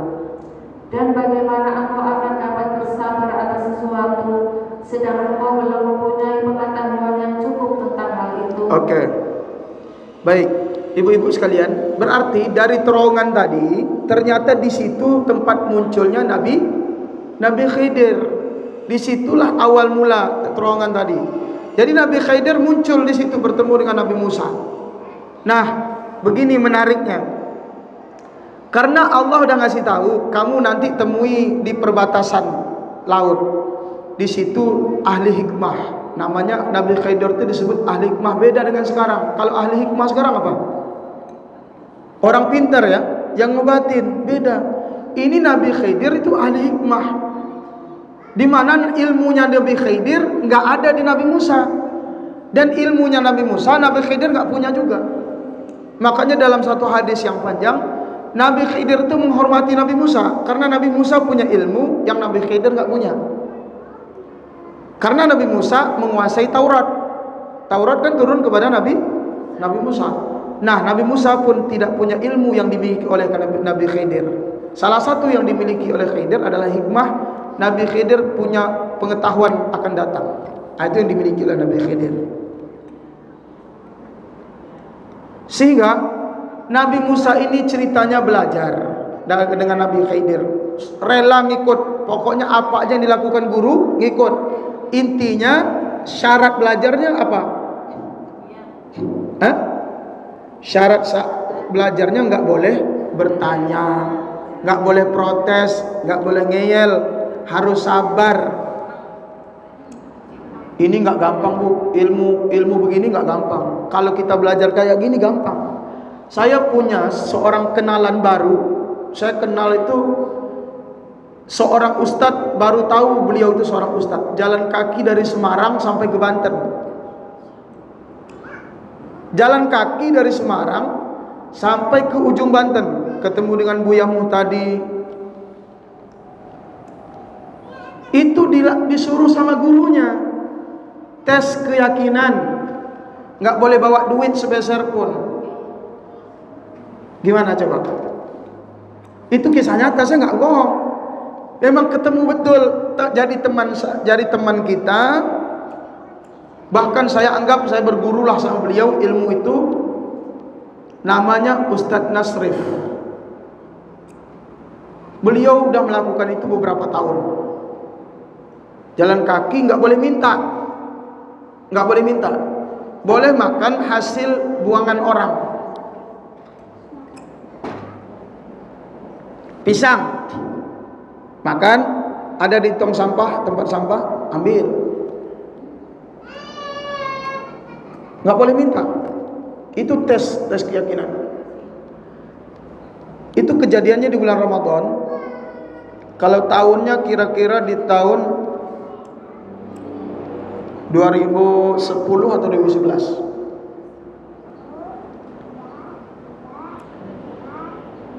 Saya ngimam di BSD waktu itu, di Masjid As-Sajadah.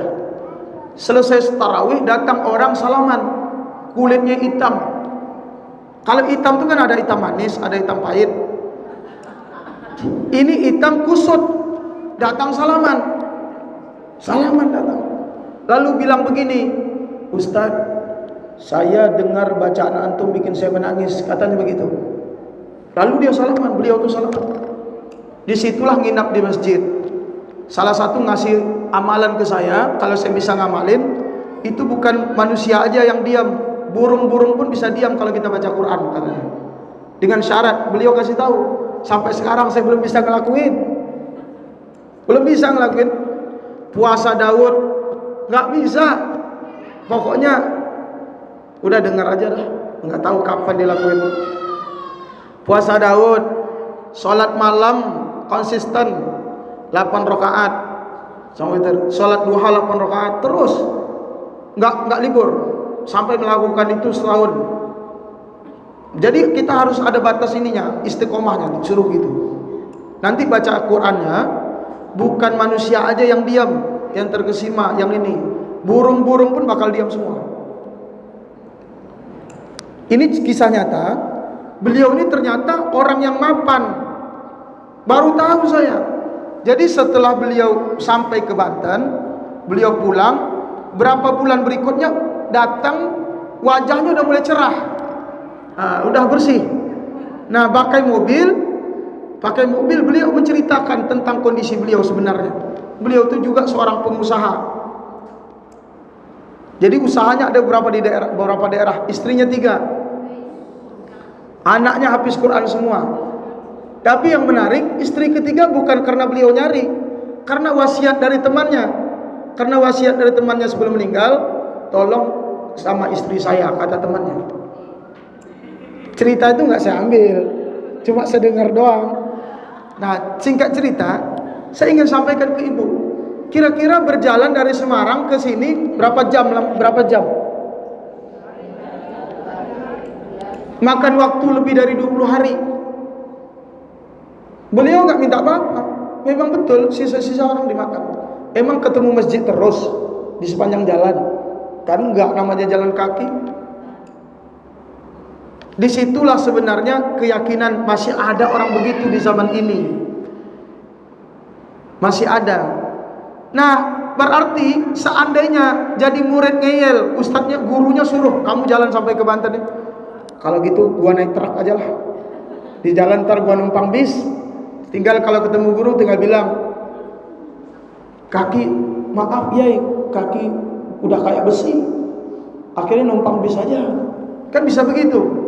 Nabi Musa alaihissalam diuji, nggak boleh ngeyel, nggak boleh nanya, disuruh diam, ikuti aja. Peristiwa apa yang terjadi disuruh sabar. Nah, begitu ujiannya. Nah, yang terjadi apa? Lanjut Bu ceritanya. Nah, dengan PD-nya bilang ayat 69, terus sedikit lagi. Ayat 69 sampai terus. Dia Musa berkata, insya Allah akan engkau dapati aku orang yang sabar, dan aku tidak akan menentangmu dalam urusan apapun. Kita ingat tuh, aku akan menjadi orang yang sabar. Saya pasti sabar. Itu bahasanya gitu. Jangan khawatir, kamu akan dapati. Ini orang jagoan kalau soal sabar. Kayak gitu. Terus? Dia berkata, jika engkau mengikutiku, maka janganlah engkau menanyakan kepadaku tentang sesuatu apapun, sampai aku menerangkannya kepadamu. Terus? Maka berjalanlah keduanya, hingga ketika keduanya menaiki perahu, lalu dia melubanginya. Dia Musa berkata, mengapa engkau menyeberangi perahu itu? Apakah untuk menenggelamkan penumpangnya? Sungguh, engkau telah berbuat sesuatu kesalahan yang besar. Dia berkata, bukankah sudah kukatakan bahwa engkau tidak akan mampu sabar bersamaku? Dia Musa berkata, janganlah engkau menghukum aku karena pelupaanku, dan janganlah engkau membebani aku dengan sesuatu kesulitan dalam urusanku. Nah, ujian pertama, perahu. Nabi Khidir itu dikenal sebagai pemuda yang ramah, yang sopan, yang baik. Itu yang punya perahu tuh kenal dengan Nabi Khidir. Kenal dengan Nabi Khidir. Ini Nabi kita menceritakan dalam tafsir Ibnu Katsir, kenal betul. Sehingga karena kebaikan Nabi Khidir ini, perahu tuh digratisin, nggak bayar. Dan dibawa, yang punya perahu itu bawa ngayuh, bawa Nabi Khidir. Apa yang terjadi di tengah laut?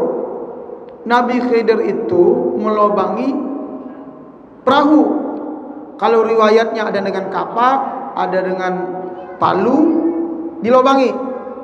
Tapi Nabi Khidir bukan lobang begitu aja. Nabi Khidir lobangi, terus Nabi Khidir tutup dengan papan. Nabi Khidir duduk di atas papan itu, supaya lobangnya setidaknya airnya nggak langsung masuk banyak gitu ya. Diduduki.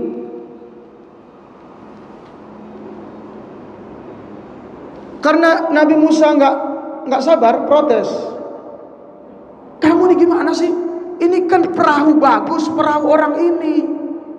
Gimana keadaan penumpang kok dibocorin? Nah, ini Nabi Khidir tetap tenang nih, tetap tenang. Karena beliau tahu berhadapan dengan Nabi yang kurang sabar. Akhirnya Nabi Khidir bilang, kan aku bilang tadi harus sabar, jangan tanya. Lalu Allah kasih pelajaran ke Nabi Musa.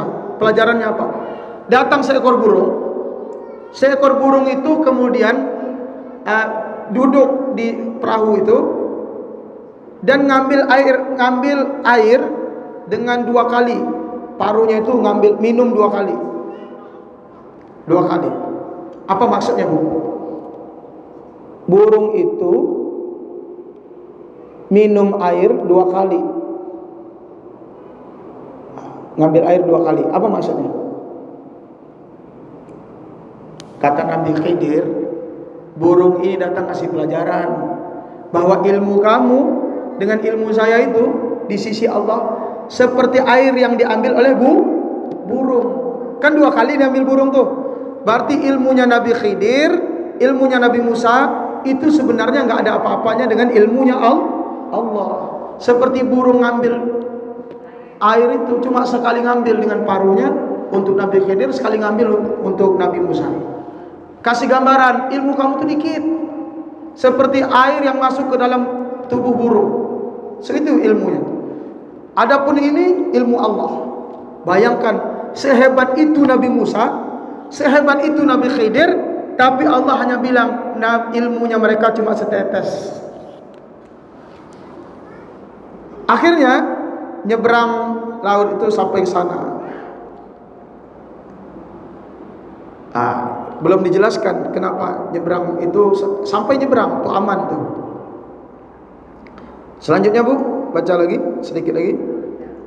Maka berjalanlah keduanya hingga ketika keduanya berjumpa dengan seorang anak muda. Maka dia membunuhnya. Dia Musa berkata, "Mengapa engkau bunuh jiwa yang bersih? Bukan karena dia membunuh orang lain. Sungguh engkau telah melakukan sesuatu yang sangat mungkar." Dia berkata, "Bukankah sudah kukatakan kepadamu bahwa engkau tidak akan mampu sabar bersamaku?" Dia Musa berkata, "Jika aku bertanya kepadamu tentang sesuatu setelah ini, maka jangan lagi engkau memperbolehkan aku menyertaimu. Sesungguhnya engkau sudah cukup bersabar menerima alasan dariku." Terus. Maka keduanya berjalan hingga ketika keduanya sampai kepada penduduk suatu negeri. Mereka berdua meminta dijamu oleh penduduknya, tetapi mereka penduduk negeri itu tidak mau menjamu mereka. Kemudian keduanya mendapatkan dinding rumah yang hampir roboh di negeri itu. Lalu dia menegakkannya. Dia Musa berkata, "Jika engkau mau, niscaya engkau dapat meminta imbalan untuk itu."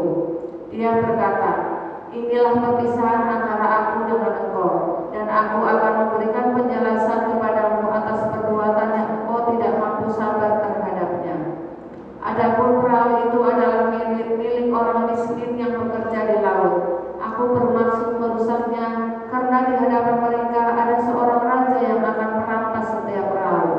Dan adapun anak muda kafir itu, kedua orang tuanya mukmin, dan kami khawatir kalau dia akan memaksa kedua orang tuanya kepada kesesatan dan kekafiran. Kemudian kami menghendaki sekiranya Tuhan mereka menggantinya dengan seorang anak lain, dan lebih baik kesuciannya daripada anak itu, dan lebih sayang kepada ibu bapaknya.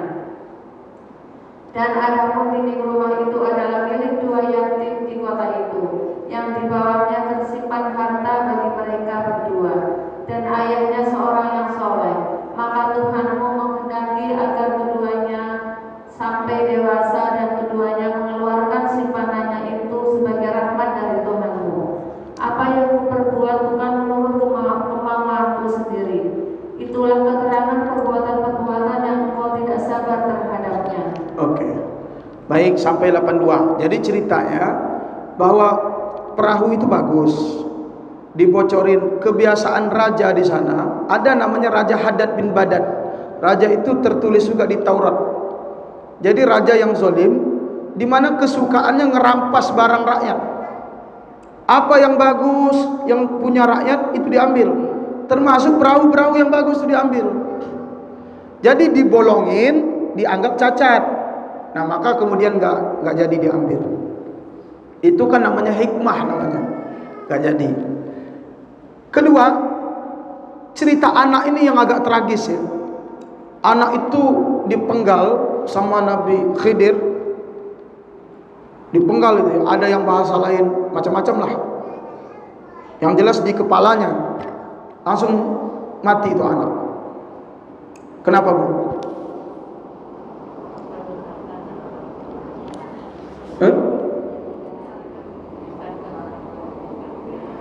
Orang tuanya itu beriman.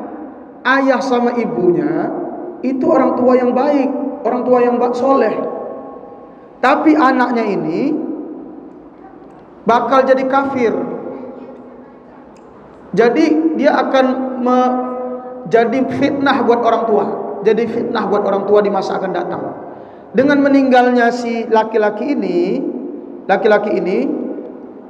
ini anaknya sebenarnya ganteng, cakep anaknya. Kan anak-anak ini lagi bermain nih dengan teman-temannya. Ya ini yang dibunuh. Cakep anak itu.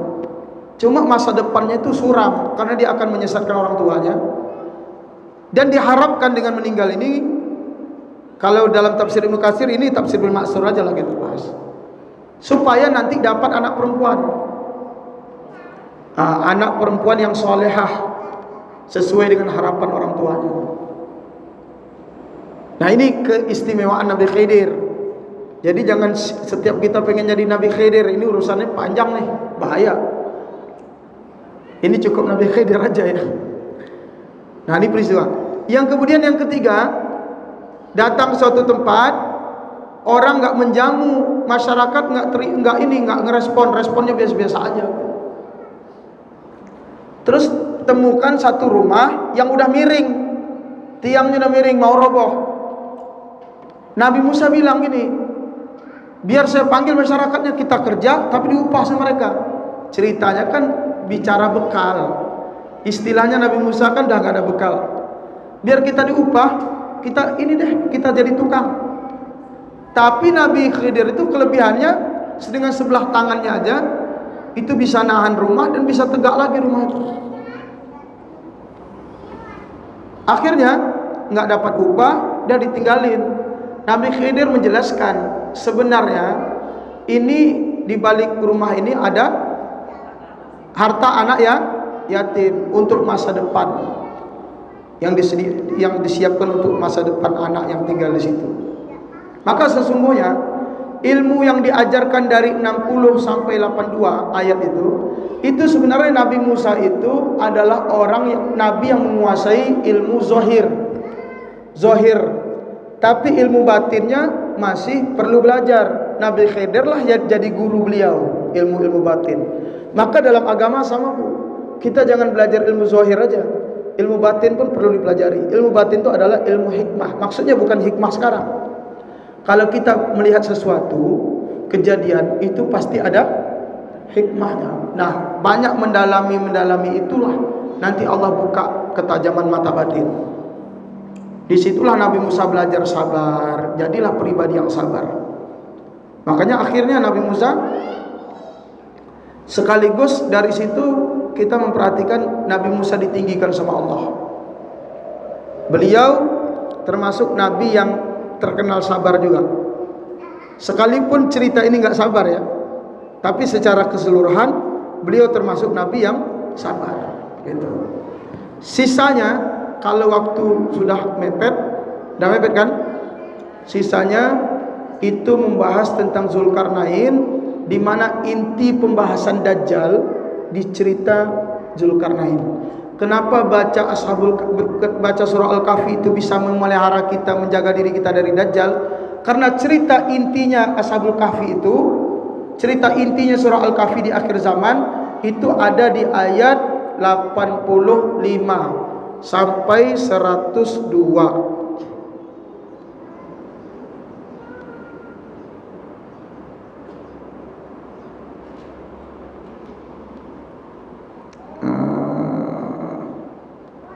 Dari ayat 83, sorry ya. Ayat 83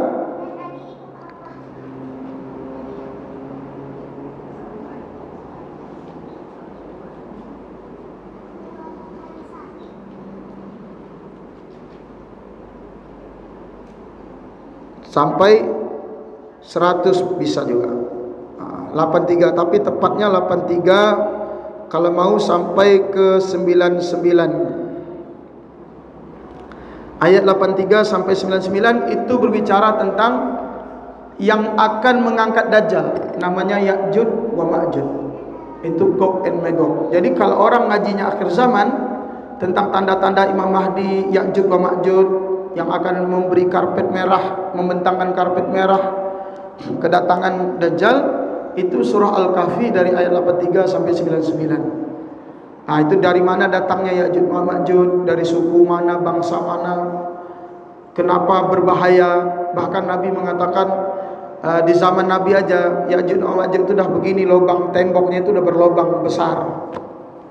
Ya'juj wa Ma'juj itu kalau sudah jadi keluar, udah keluar, itu akan jadi fitnah paling besar. Bahkan Dajjal itu nggak lama dengan kita, tapi yang paling lama peperangannya adalah melawan Ya'juj wa Ma'juj. Itu di surah Al-Kahfi. Makanya ketika kita baca surah Al-Kahfi, baca tiap hari tanpa harus tahu kisah-kisahnya, baca aja dapat fadilah, keutamaannya, dijaga dari Dajjal, dijaga dari fitnah Dajjal. Saya kira itu yang bisa saya sampaikan dari ibu-ibu sekalian. Kalau ada yang mau ditambahkan atau kurang jelas, mau ditanyakan, silakan.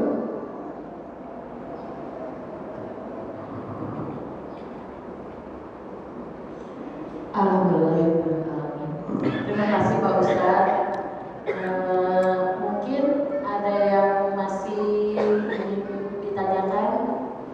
Kita kasih mumpung ada waktu lagi. Amin ya, Pak Ustadz. Silakan. Assalamualaikum warahmatullahi wabarakatuh. Waalaikumsalam. Di luar konteks tafsir dari Ustaz, cuma mau nanya, misalnya saya perempuan yang sucinya di hari Jumatnya itu asar menjelang maghrib, kayaknya ngejar banget nih harus selesai, tapi karena kan habis 1 minggu kemarin kalangan itu kadang-kadang pas adzan maghrib kurang 10 ayat gitu, ya nggak dapet cahaya kayak gitu. Jadi itu transaksional banget sih Ustaz. Cuma itu gimana Ustaz? Maksudnya kadang-kadang kan kita di masa-masa itu biar kelar di sore hari, kadang-kadang bisa habis maghrib baru baca, sebenarnya nggak apa-apa berarti Ustaz, karena kan pengennya itu dapet, tapi karena udah luar kita mensuasi itu kadang-kadang sucinya ya habis maghrib, kadang asar udah sore banget, benar-benar udah habis gitu. Terima kasih. Ya, terima kasih. Waalaikumsalam. Pertama, ibu niat aja udah dihitung. Jadi niatnya nanti bercahaya. Bercahaya cuma nih, enggak maksudnya. Niat itu kan dapat pahala.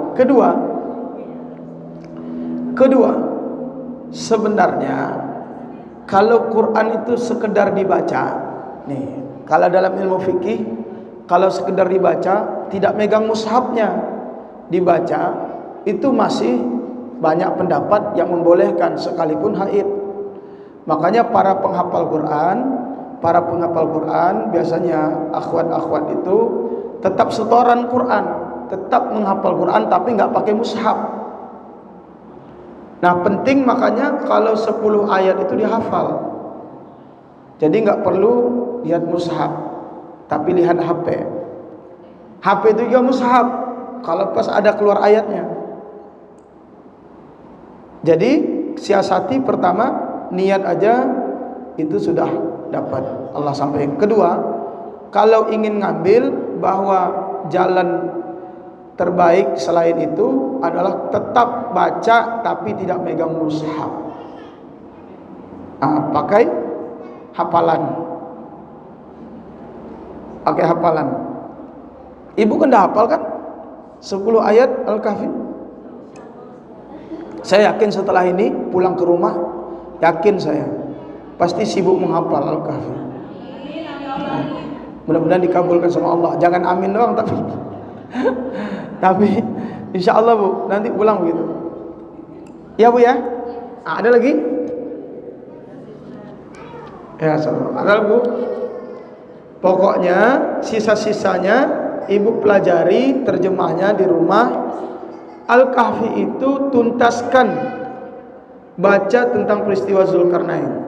Saya termasuk dulu sering mengisi kajian akhir zaman, serial akhir zaman, di mana ayat 8399 itu pembahasannya itu paling menarik, luar biasa. Singkat cerita, kalau kita mengatakan orang Yahudi itu ada 12 keturunan sebenarnya. Dari Nabi Yakub 12 anak. Tapi ada Yahudi yang keturunan ke-13. Yahudi mengaku Yahudi tapi bukan asli Yahudi. Dia mengaku sebagai keturunan Yahudi yang ke-13, datangnya dari Georgia sana. Jadi Khazar, Kaukasus, pegunungan Kaukasus. Itu nanti pembicaraannya di ayat 83 sampai 99. Itu Bu. Itulah yang Yahudi yang akan membuat kerusakan di muka bumi. Kelompok itu sebenarnya. Ada lagi kita tanyakan? Kalau nggak ada, kita tutup dengan doa. Mudah-mudahan ibu-ibu semua, kita semua, pertama, kajian ini mengundang rahmat dan ampunan dari Allah Subhanahu wa taala. Yang kedua, karena yang dikaji adalah surah Al-Kahfi, mudah-mudahan setiap hari kita membaca surah Al-Kahfi. Amin. Yang ketiga, karena kemungkinan berhalangan membaca surat dengan menyentuh megang mushaf, maka mudah-mudahan setelah ini semua kita hafal minimal 10 ayat terawal atau terakhir. Dan mudah-mudahan kita dapat nur di antara 2 Jumat, serta kita dilindungi dari fitnah-fitnah Dajjal. Amin. Amin ya rabbal alamin. Rabbana taqabbal minna innaka antas samiul alim wa tub alaina innaka antat tawwabur rahim. Allahumma inna na'udzubika min fitnatil mahya wal mamat wa min syarril fitnatil masiihid dajjal. Rabbana atina fid dunya hasanah wa fil akhirati hasanah wa qina adzaban nar. Sallallahu ala sayyidina Muhammad wa ala alihi wa sahbihi ajma'in walhamdulillahi rabbil alamin. Demikian yang bisa kami sampaikan, mudah-mudahan bermanfaat buat kita semua. Mohon maaf atas segala kekurangan, terima kasih atas segala perhatian. Subhanallah wa bihamdihi, subhanakallahumma wa bihamdika asyhadu an la ilaha illa anta wa astaghfiruka wa atubu ilaik. Wassalamualaikum warahmatullahi wabarakatuh. Allah